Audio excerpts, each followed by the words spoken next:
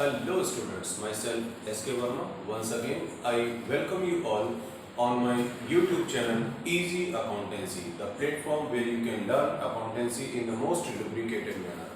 बहुत ही आसान तरीके से आप अकाउंटेंसी के कॉन्सेप्ट्स को, उसके क्वेश्चंस को, सॉल्यूशंस को सीखते हैं हमारे साथ। हमने पिछले वीडियो में अपना एक टॉपिक लिया है that is basic accounting terms, जिसमें हम लोग अभी तक बिजनेस ट्रांजैक्शन, कैपिटल और ड्राइंग के बारे में सीख चुके हैं। इसी का पार्ट 2 हम लोग अभी आज कंटिन्यू करेंगे, जिसमें आज हमने जो टॉपिक लिया है वो है लायबिलिटी।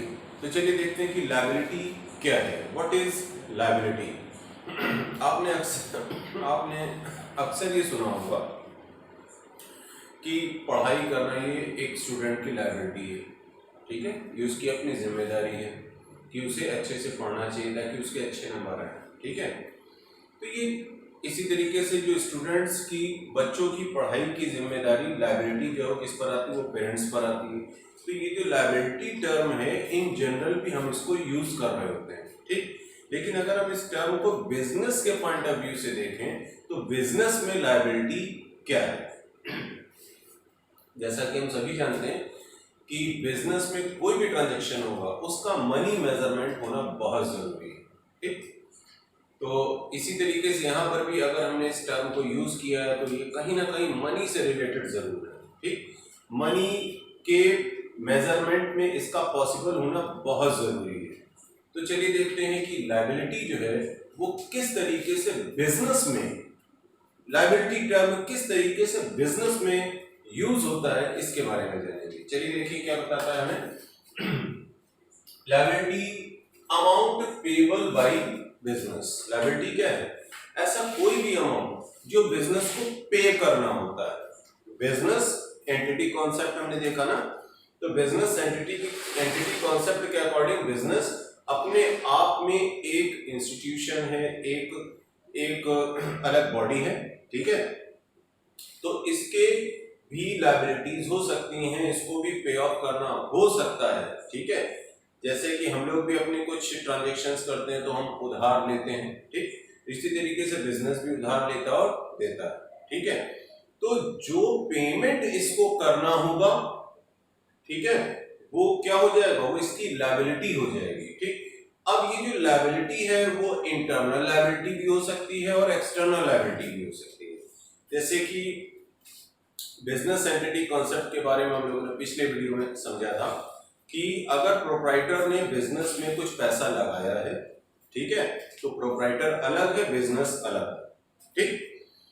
तो जो पैसा प्रोप्राइटर बिजनेस में लगा रहा है वो बिजनेस के लिए एक लायबिलिटी होता है, कैपिटल है वो बेसिकली, ठीक। बिजनेस के पॉइंट ऑफ व्यू से देखें तो जो अमाउंट बिजनेस में इन्वेस्ट किया है प्रोप्राइटर ने, वो हो गया क्या, कैपिटल है। लेकिन वो अगर इंटरनल पॉइंट ऑफ व्यू से देखें, एंटिटी कॉन्सेप्ट के पॉइंट ऑफ व्यू से देखें, तो ओनर्स इक्विटी क्या है, एक तरीके से लायबिलिटी है बिजनेस के लिए, ठीक है। और वो लायबिलिटी कैसी है, वो है इंटरनल लायबिलिटी। कैसी लायबिलिटी है? Internal liability. इसी तरीके से एक दूसरी तरह की लायबिलिटी हमको देखने में आती है बिजनेस में, वो है एक्सटर्नल लायबिलिटी। तो एक्सटर्नल लायबिलिटी, जब बिजनेस आउटसाइड बिजनेस किसी से भी ट्रांजैक्शन करेगा तो वो एक्सटर्नल लायबिलिटी बनेगा, ठीक है। तो जैसे अगर हम बात कर सकते हैं क्रेडिटर, कोई सामान, गुड्स जो है वो उधार खरीदा गया है, तो ये किस तरह की लायबिलिटी क्रिएट करेगा, ये करेगा एक्सटर्नल लायबिलिटी। क्योंकि अगर उधार खरीदा गया तो इसका मतलब ये नहीं कि उसका पेमेंट नहीं करना, उसे पेमेंट तो करना ही होगा ना, लेटर और सूनर, जब कभी भी। तो पे ऑफ की जाने वाली कोई भी अमाउंट जो होती है बिजनेस के लिए, वो क्या होती है, वो लायबिलिटी होती है। हो सकता है 1 साल बाद उसको पे करना पड़े या 1 महीने बाद उसको पे करना पड़े, तो लेकिन ये लायबिलिटी बनेगी बिजनेस के लिए। और जो ओनर्स इक्विटी होती है उसका भी पे ऑफ बिजनेस को करना होता है, प्रोप्राइटर को करना होता है, but at the time of winding up of the business, यानी जब कभी भी बिजनेस बंद होता है, वापस से उसको बेचना पड़ता है, तो उसकी सारी एसेट्स को बेच करके जो अमाउंट आएगा वो वापस किसको दिया जाए, वो प्रोप्राइटर को दिया जाएगा, ठीक है, सारी लायबिलिटीज को पे ऑफ करने के बाद, ठीक। तो अल्टीमेटली इंटरनल लायबिलिटी और एक्सटर्नल लायबिलिटी, इस तरह से आपने देखा कि लायबिलिटी के 2 काइंड आपने यहाँ पर देखे, ठीक है। फिर इसके बाद अगर हम देखें क्लासिफिकेशन लायबिलिटी का, वो एक हमारी आ जाती है, हम लायबिलिटी का क्लासिफिकेशन टाइम के पॉइंट ऑफ व्यू से भी करते हैं, ठीक है। तो टाइम के पॉइंट ऑफ व्यू से अगर हम लायबिलिटी का क्लासिफिकेशन कर रहे हैं तो हमारी आ जाती है नॉन करंट लायबिलिटी और आ जाती है current liability. Non current liability जिसको पे ऑफ करना होता है बिजनेस ने फॉर मोर देन, मतलब 1 साल से ज्यादा के पीरियड में, मतलब ऐसी कोई भी लायबिलिटी जिसका पेमेंट उसे 1 साल के बाद किसी भी पीरियड में करना हो सकता है, वो नॉन करंट लायबिलिटी होता है। जिससे हम कह सकते हैं कि जैसे अगर उसको उधार लिया है, 10 साल के लिए उधार लिया, 5 साल के लिए उधार लिया, 2 साल के लिए उधार लिया, तो ये सब किस में आएंगे? नॉन करंट लायबिलिटी में आएंगे, ठीक है। तो पेबल आफ्टर 1 ईयर, सिंपली अगर हम समझे इसको, पेबल आफ्टर 1 ईयर, ऐसी कोई भी लायबिलिटी जिसका पेमेंट हमको 1 साल के बाद करना है, वो कैसी लायबिलिटी हो जाएगी? वो हो जाएगी नॉन करंट लायबिलिटी। अगर हम इसका एग्जांपल देखें तो एग्जांपल हमारे पास आ जाता है लॉन्ग टर्म लोन या डिवेंचर, ठीक है। अब दूसरा अगर हम देखते हैं तो हमारे पास आ जाती है करंट लायबिलिटी। तो करंट लायबिलिटी है हमारे पास पेबल विद इन 12 मंथ। तो नॉन करंट लायबिलिटी में हमको क्या मिलेगा? पेबल विद इन 12 मंथ, यानी जो 12 महीने के अंदर जिस लायबिलिटी को पे ऑफ करना पड़ता है बिजनेस ने, उसको पे ऑफ करना है, ऐसी लायबिलिटी को हम क्या बोलेंगे? जिसे हम बोलेंगे करंट लायबिलिटी। क्या बोलेंगे हम इसे? Current liability. तो करंट लायबिलिटी में एग्जांपल अगर हम देखें तो क्रेडिटर है, बिल्स पेबल है, शॉर्ट टर्म लोन्स, तो ये हमारे करंट लायबिलिटी में आ जाते हैं, ठीक है। तो ये हमने टाइम के पॉइंट ऑफ व्यू से लायबिलिटी का क्लासिफिकेशन देखा। और अब हम देखेंगे कि जो लायबिलिटी का क्लासिफिकेशन है बिजनेस में, एक और फॉर्म बिजनेस का होता है, जैसे सोल ट्रेडर है, पार्टनरशिप है, इसी तरीके से एक फॉर्म ऑफ बिजनेस है that is company form of business, ठीक है। तो कंपनी फॉर्म ऑफ बिजनेस में लायबिलिटी किसे कहा गया है? कंपनी फॉर्म ऑफ बिजनेस में लायबिलिटी किसे कहा गया है? देखते हैं कि according to Companies Act 2013 schedule 3, according to Companies Act 2013 schedule 3, classification of liability in case of companies क्या बताता है? आपको कुछ हम कंडीशंस देंगे, इनमें से कोई भी कंडीशन अगर फुलफिल होती है तो वो कंपनी के पॉइंट ऑफ व्यू से लायबिलिटी बनेगी, ठीक है। चलिए देखते हैं, और वो कैसी लायबिलिटी बनेगी? वो बनेगी करंट लायबिलिटी, ठीक। तो पहली कंडीशन हमको कंपनी के पॉइंट ऑफ व्यू से करंट लायबिलिटी की अगर फुलफिल हो जाती है तो वो कौन सी हो सकती है?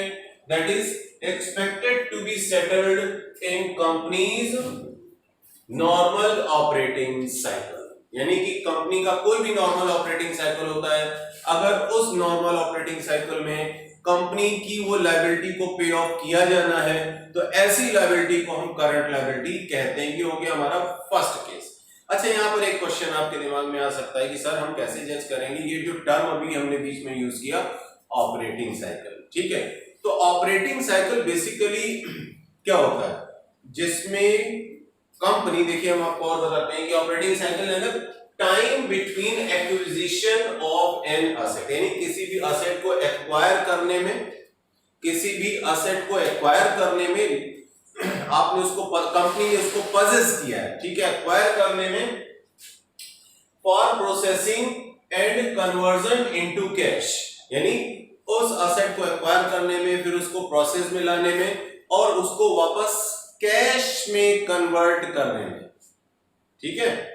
जो टाइम हमारा लगता है, time between acquisition of an asset for processing and conversion into cash in cash equivalent, ऐसा कोई भी टाइम पीरियड है तो इस टाइम पीरियड को हम ऑपरेटिंग साइकिल कहेंगे। ये कंपनी फॉर्म ऑफ बिजनेस के पॉइंट ऑफ व्यू से आपको बताया गया। जब हम लॉ की बात करते हैं तो लॉ को हमको बहुत ध्यान से उसके जो टर्मिनोलॉजी उसको रिटेन करना चाहिए, ठीक है।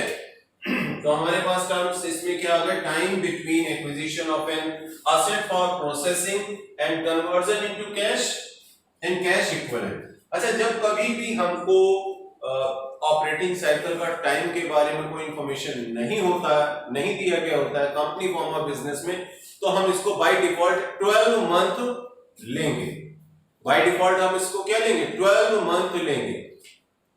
देखिए, company form of business company के बिजनेस के नेचर के अकॉर्डिंग ऑपरेटिंग साइकिल आपको अलग अलग देखने में आता है। ये 18 मंथ भी हो सकता है, ये 15 मंथ भी हो सकता है, ये 12 मंथ भी हो सकता है। ठीक है, तो ये डिपेंड करेगा कि कंपनी का जो बिजनेस का जो नेचर है वो क्या है। अब नेचर टू नेचर उसका ऑपरेटिंग साइकिल का जो पीरियड है वो डिफर कर सकता है। ठीक है, लेकिन बेसिकली और इसके बारे में अभी आपको जब आप कंपनी फॉर्म ऑफ बिजनेस पढ़ेंगे तो वहां पर इसके बारे में और डिटेल किया जाएगा। यहां पर अभी आपके लिए इतना ही सफिशिएंट है। और एक पॉइंट जो सबसे ज्यादा इंपॉर्टेंट इसमें आपको ध्यान में रखने के लिए वो क्या है कि अगर अनआइडेंटिफाइड रहता है क्या ऑपरेटिंग साइकिल, तो हम उसको 12 मंथ लेकर के चलेंगे। तो ये हो गया हमारा ऑपरेटिंग साइकिल। ये हमने पॉइंट नंबर 1 में देखा कि expected to be settled in company's normal operating cycle. ऐसा कोई भी लायबिलिटी जो कंपनी के नॉर्मल ऑपरेटिंग साइकिल में सेटल होने वाली है, ऐसी कोई भी लायबिलिटी, तो उसे हम करंट लायबिलिटी बोलेंगे। ठीक है, यानी वो 12 महीने में अगर 12 मंथ में अगर वो सेटल होने वाली है तो ऐसी लायबिलिटी को हम करंट लायबिलिटी बोलेंगे। ठीक है, दूसरा पॉइंट है that is for the purpose of being traded primarily held, that means that liability should be primarily held for being traded। यानी बिजनेस जिसमें डील कर रहा है उसकी डीलिंग की वजह से अगर वो लायबिलिटी क्रिएट हो रही है, जैसे बिजनेस का काम किसी गुड्स को सेल करना है और सेल परचेज करना है। ठीक है, तो किसी भी गुड्स को उसने परचेज करते समय उधार उसने खरीदा है। ठीक है, तो ये for being traded, primarily for being traded मतलब ऐसा कोई भी ट्रांजैक्शन जिसका मोटिव ट्रेड ओरिएंटेड है, बिजनेस में ट्रेड ओरिएंटेड है और वो लायबिलिटी वहां पर जनरेट अगर हो रही है तो ऐसी लायबिलिटी को हम करंट लायबिलिटी बोलेंगे। ठीक है, केस नंबर सेकंड, यानी अगर या तो केस 1 फुलफिल हो जाता है या केस 2 फुलफिल हो जाता है। चलिए अब हम लेंगे case number 3, due to be settled within the 12 month after the reporting date। okay, due to be settled within the 12 month after the reporting date। ठीक है, यानी ऐसी कोई भी लायबिलिटी जो क्रिएट हुई है और जिस डेट से क्रिएट हुई है वो उसके अगले 12 महीने में वो क्या होने वाली है, वो सेटल होने वाली, वो पे ऑफ होने वाली है। तो ऐसी लायबिलिटी को भी हम करंट लायबिलिटी कहेंगे। ठीक है, then next case it is the company does not have any unconditional right to defer settlement of the liability for at least 12 month after the reporting date। क्या मीनिंग निकलता है इसका? Company does not have any unconditional right, यानी company के पास ऐसा कोई भी right नहीं है, अनकंडीशनल राइट नहीं है कि वो किसी भी लायबिलिटी को, मतलब अगर ऐसी किसी लायबिलिटी को जिसको वो डेफर नहीं करती है सेटलमेंट करने के लिए, of liability for at least 12 month after the reporting date, यानी कि जिस डेट पर वो जनरेट हुई है उसको अगर वो 12 महीने के बाद अगर उसे वो सेटलमेंट के लिए डेफर नहीं कर पा रही, पोस्टपोन नहीं कर पा रही, ऐसी कोई भी लायबिलिटी जिसको कंपनी 12 महीने से ज्यादा के लिए अगर सेटलमेंट के लिए 12 महीने से ज्यादा के लिए अगर वो उसको पोस्टपोन नहीं कर पा रही है, तो ऐसी लायबिलिटी को भी हम करंट लायबिलिटी में रखेंगे। ठीक है, तो हमने देखा कि करंट लायबिलिटीज में हमारे पास ये बेसिकली 4 केसेस देखने में आए थे। तो अच्छा, करंट लायबिलिटी अगर इनमें इन चारों में से कोई भी केस हो जाएगा तो वो करंट लायबिलिटी में आ जाएगा। सबसे आसान तरीका इसमें मालूम क्या है? वो है नॉन करंट लायबिलिटी। आप नॉन करंट लायबिलिटी किसे कहेंगे? ऐसी कोई भी लायबिलिटी जो करंट लायबिलिटी नहीं है वो नॉन करंट लायबिलिटी हो जाएगी। ऐसी कोई भी लायबिलिटी जो करंट लायबिलिटी नहीं है उसे हम नॉन करंट लायबिलिटी कहेंगे। So this is all about this video. हमने इसमें लायबिलिटी के बारे में सीखा and thanks for watching the video.